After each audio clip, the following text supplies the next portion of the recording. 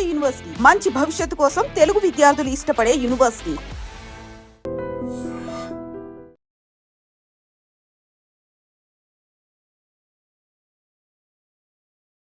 Rowdy షీటర్లు రెచ్చిపోతున్నారు. ప్రశాంత విశాఖ నగరంలో అలజడి రేపుతున్నారు. కిరాయి హత్యలు, అంతర్గత విభేదాల వల్ల రోడ్లపై తెగబడుతూ తెగ నరుక్కుంటూ ప్రజలకు తీవ్ర భయాందోళనకు గురి చేస్తున్నటువంటి పరిస్థితి నెలకొంది. వారం రోజుల్లోనే విశాఖలో 2 రౌడీ షీటర్ల హత్య విశాఖ ప్రజలను వణికిస్తోందని చెప్పొచ్చు. ఎక్కడైనా రౌడీ మూకలు చెలరేగిపోతే ఉపేక్షించేదే లేదు, ఖచ్చితంగా కఠినంగా యాక్షన్ ఉంటుందని పోలీసులు హెచ్చరిస్తున్నప్పటికీ కూడా రౌడీ షీటర్లు పేట్రేగిపోతున్నటువంటి పరిస్థితి నెలకొంది విశాఖలో. ఈ మధ్య కాలంలోనే చూసాం, ఒక 4 రోజులు గడవక ముందే మరొక రౌడీ షీటర్ హత్య అనేది తీవ్ర భయాందోళనకు గురి చేస్తుంది. ఒక్కసారిగా విశాఖ ప్రజలు కలవరపాటుకు గురవుతున్నారు.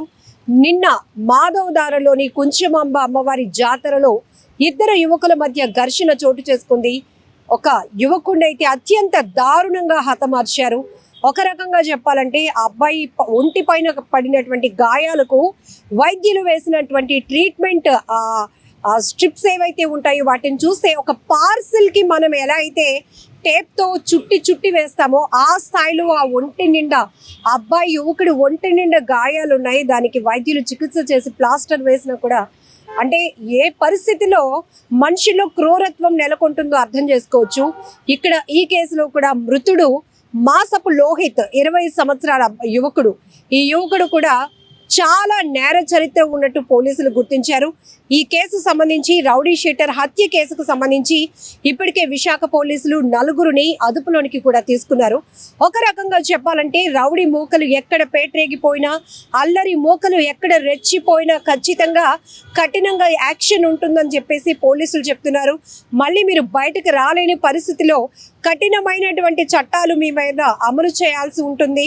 జైలు జీవితం అనుభవించాల్సి ఉంటుంది. బంగారు భవిష్యత్తు పోతోంది. జాగ్రత్తగా ఉండండి పోలీసులు హెచ్చరిస్తున్నప్పటికీ కూడా ఒక రకంగా చెప్పాలంటే మనుషుల్ని భయపెట్టాలనే ధోరణి, రెండోది పోలీసులకు ఛాలెంజ్ విసరాలనే ఒక క్రూరమైన ఆలోచన. ఏకంగా ఇప్పుడు రౌడీ షీటర్లు ఎలా తెగబడుతున్నారు, ఎలా బరి తెగిస్తున్నారంటే సీసీటీవీ రికార్డు అవుతుంది, మేము పోలీసులకు పట్టుబడతామని తెలిసి కూడా ఇది మా స్ట్రెంగ్త్, ఇది మా బలం అని నిరూపించుకోవడానికి ఒకరిపై ఒకరు ఆధిపత్యపు పోరు కోసం ఏకంగా ఊర్లపైనే పడుతున్నారు.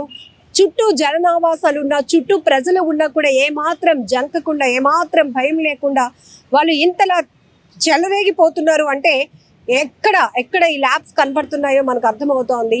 ఒక్కసారి మనం ఈ సీసీటీవీ ఫుటేజ్ చూడండి.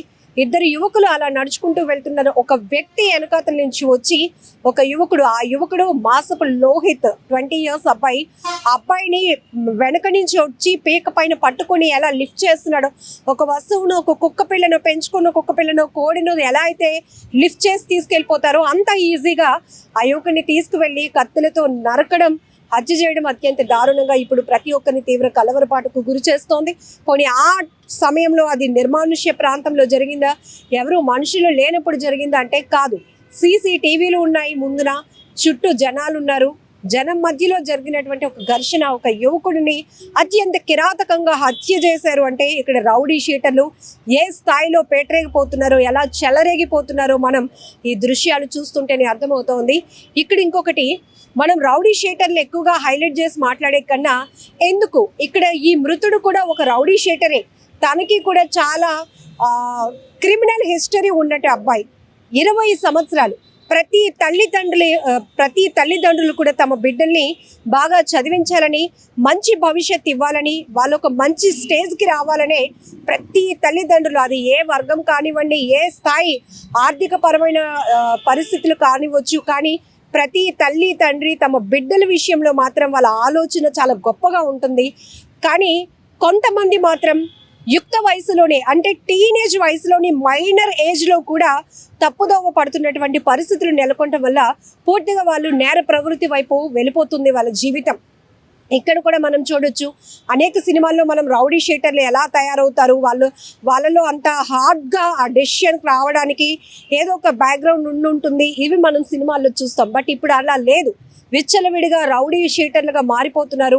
నేర ప్రవృత్తి పెరుగుతోంది. నేరాల్లో మైనర్లు కూడా ఉండటం చాలా బాధాకరం. ఇక్కడ అమ్మాయిలు అబ్బాయిలు అని తేడా లేదు. ప్రతి ఒక్కరు అంటే చాలా వరకు చాలా మందిలో కనీసం మనం మనుషుల్లాగా ఉండాలి, మనుషుల్లాగా ప్రవర్తించాలనే విజ్ఞత కూడా లేకుండా ఎలా అంటే మృగాల కన్నా దారుణంగా పైశాచికత్వంగా ప్రవర్తిస్తున్నారు. మనిషి నరుక్కుని చంపేసుకుంటున్నటువంటి పరిస్థితులు. ఆ తర్వాత కుటుంబాలు ఎంతగా విలవిలలాడిపోతాయి, కుటుంబాలు ఏమైపోతాయో అని పరిస్థితి కూడా లేకుండా, ఆలోచన కూడా లేకుండా ఇలా బరి తెగిస్తున్నటువంటి పరిస్థితులు చాలా బాధాకరం. ఇలాంటి సొసైటీలో మనం ఉంటున్నామా, ఎటు పోతుంది సమాజం అనే ప్రశ్నలు మనం వేసుకుంటున్నప్పటికీ కూడా గ్రౌండ్ రియాలిటీలో క్షేత్రస్థాయిలో చాలా చాలా లోపాలు కనపడుతున్నాయి. అసలు చిన్నప్పటి నుండే ఎంతో ఫ్యూచర్ వైపు ఒక మంచి పట్టుదలతో వెళ్లాల్సినటువంటి యువత కూడా పెడదోవ పడుతుంది. చాలా వరకు వ్యసనాలకు అలవాటు అవుతున్నారు. చిన్నప్పటి నుంచే అసలు ఏవి చూడకూడదో ఏమి చేయకూడదో అవే మనం పిల్లల్లో చూస్తున్నప్పుడు చాలా బాధేస్తోంది. వాళ్ళు ఒక్కరే చెడిపోతున్నారు అని వాళ్ళు అనుకోవచ్చు, కానీ వాళ్ళ ప్రభావం చుట్టూ ఉన్న సొసైటీ పైన, కుటుంబాల పైన, వ్యవస్థ పైన ఎలాంటి తీవ్ర ప్రభావాలు పడతాయో కూడా మనం చూడొచ్చు. సో ఒక రకంగా వాళ్ళు హీరోయిజం అనుకోవచ్చు. నలుగురిలో 100 మందిలో 1000 మందిలో 1,00,000 మందిలో మనం ఒక్కరమే హీరో. మనకు అందరూ భయపడతారు. మన చేతిలో కత్తి ఉంటే భయపడతారు, తుపాకీ ఉంటే భయపడతారు, మనం ఒకరిని కొడితే భయపడతారు అనే ధోరణిలో ఒక హీరోయిజాన్ని వెతుకుంటున్నారు కొంతమంది యువత. కానీ దానివల్ల ఎంత నష్టపోతున్నారు, సొసైటీ ఎంత నష్టం జరుగుతోంది, తల్లిదండ్రులు ఎంత ఇలాంటి పిల్లలు మేము కన్నామా అని వాళ్ళు ఎంత ఆవేదనకు గురవుతున్నారు. ఇవన్నీ కూడా మనం చర్చించుకోవాల్సినటువంటి విషయాలు. ముఖ్యంగా గాంజా, డ్రగ్స్ ఈ కేసుల్లో పట్టుబడుతున్న వాళ్ళు కూడా మంచి గొప్పగా చదువుకుంటున్న వాళ్ళు, ప్రొఫెషనల్స్. ఈ మధ్య లేటెస్ట్గా ఒక 3 days బ్యాక్ కూడా విశాఖలో ఒక డ్రగ్స్ కేసు పోలీసులు ఛేదించారు. 25 గ్రాముల కొకైన్ని పట్టుకున్నారు. ఆ కేసు చూస్తే కనుక ఒక నైజీరియన్ వ్యక్తితో పాటు స్థానికంగా ఉన్నటువంటి వ్యక్తులు ఉన్నారు, మంచి సెటిల్ అయినటువంటి వ్యక్తులు ఉన్నారు. వృత్తిరీత్యా చూస్తే డాక్టర్స్, ప్రొఫెషనల్ ఇలాంటి వాళ్ళు కూడా ఈ డ్రగ్స్, గాంజా కేసులో పట్టుబడుతున్నారు. అంటే మరి ఏ స్థాయిలో ఎంత చేంజ్ వచ్చేసిందో సొసైటీలో మనకు అర్థమవుతోంది. ఇక్కడ ఈ హత్యకు గురైనటువంటి మృతుడు ఎవరైతే ఉన్నారో మాసపు లోహిత్ 20 years అబ్బాయి, తినపైన కూడా చాలా నేర చరిత్ర ఉంది. అసలు 20 ఏళ్ళకి అంత నేర చరిత్రలు ఏంటి, వాళ్ళపైన రౌడీ షీట్ ఓపెన్ అవ్వడం ఏంటి, ఇన్ని కేసులు ఏంటి? ఇలాంటి వాళ్ళు ఒక ఇంటి నుంచి బయటకు వస్తుంటే ఆ కుటుంబానికి ఎలాంటి ఎఫెక్ట్ పడుతుంది? ఆ కుటుంబంలో తల్లిదండ్రుల్ని, వాళ్ళ అక్క చెల్లెళ్ళుంటే, అన్నదమ్ములుంటే వాళ్ళని ఎలా చూస్తారు? ఇవేమి పట్టనట్టు కేవలం వాళ్ళు డబ్బు సంపాదన, రౌడీయిజం, సొసైటీలో వాళ్ళకంటూ ఒక గుర్తింపు కోసం చెడు మార్గాన్ని ఎంచుకుంటున్న వాళ్ళని మనం ఎక్కువగా చూస్తున్నాం. ఏదేమైనా దీన్ని అరికట్టాల్సిన బాధ్యత పోలీసులపై ఎంతుందో, ప్రభుత్వాలపై ఎంతుందో, మనుషుల్లో, సొసైటీలో కూడా చాలా మార్పు రావాల్సిన అవసరం ఉంది. ఒకరిని చూసి ఒకరు నేర్చుకుంటున్నటువంటి పరిస్థితులే యువతలో ఎక్కువగా కనబడుతున్నాయి. గాంజాకు అలవాటు పడుతున్నారు, డ్రగ్స్కి అలవాటు పడుతున్నారు, మత్తులో ఏమవుతున్నారో తెలియదు. ఇలానే అల్లరి మోకలతో చేరుతున్నారు. రౌడీ షీటర్ల వెంట ఫాలోవర్స్గా వెళ్తూ కొన్ని రోజుల తర్వాత వాళ్ళు పెద్ద రౌడీ షీటర్గా ఎదగాలి, ఒక సామ్రాజ్యాన్ని క్రియేట్ చేయాలి, సొసైటీలో మన పేరు చెప్తే భయం ఏర్పడాలి అనే దుర్మార్గపు ఆలోచనలకు వెళ్ళటం వల్ల కూడా ఇలాంటి బరితెగింపు ఘటనలు జరుగుతూనే ఉన్నాయి. వీటిని ఎక్కడ కంట్రోల్ చేయాలో, ఎవరు కంట్రోల్ చేయాలో తెలియటం లేదు. కానీ పూర్తిగా అయితే పోలీసులు చెప్తున్నారు ఎప్పటికప్పుడు రౌడీ షీటర్లు, రౌడీ మూకలు, అల్లరి మూకలు ఎక్కడ పేటరేగిపోయినా, విచ్చలవిడిగా ప్రవర్తించినా, ఆకృత్యాలకు పాల్పడినా, సాధారణ ప్రజానికానికి ఇబ్బంది కలిగించినా ఉపేక్షించాం, చట్టపరంగా చర్యలు తీసుకుంటాం, యాక్షన్ చాలా సివియర్గా ఉంటుందని చెప్తున్నారు. కానీ వీళ్ళు మాత్రం పోలీసులకి ఛాలెంజ్ విసురుతున్నారు. జనాల్ని భయపెట్టాలనే ఆలోచనతో నడి రోడ్లపై బరి తెగిస్తున్నారు. విచ్చలవిడిగా కత్తులతో చెలరేగిపోతున్నారు. ఒకరిని ఒకరు హత్యలు చేసుకుంటున్నారు. ఒక రకంగా చెప్పాలంటే రక్తపాతం చూడడానికే నేర చరిత్ర, నేర ప్రవృత్తి వైపు వీళ్ళు వెళ్ళడానికి ఇష్టపడుతున్నటువంటి పరిస్థితులు కూడా ఉన్నాయి. ఏదేమైనా సొసైటీలో చాలా మార్పు రావాల్సిన అవసరం కూడా ఉంది. సో ఈ కేసు విషయంలో కూడా ఇప్పుడు ఒకవైపు విశాఖలో గిరి ప్రదక్షిణ జరుగుతోంది. దాదాపు 2000 మంది పోలీస్ ఫోర్స్తో గిరి ప్రదక్షిణ ప్రతిష్టాత్మకంగా సూపర్ సక్సెస్ చేయాలనే ఆలోచనతో ఒకవైపు పోలీసు వ్యవస్థ అంతా అటు పనిచేస్తుంటే, మరొక వైపు విశాఖలో ఒక్కసారిగా ఈ రౌడీ షీటర్ హత్య తీవ్ర కలకలం రేపుతున్నటువంటి పరిస్థితి ఉంది.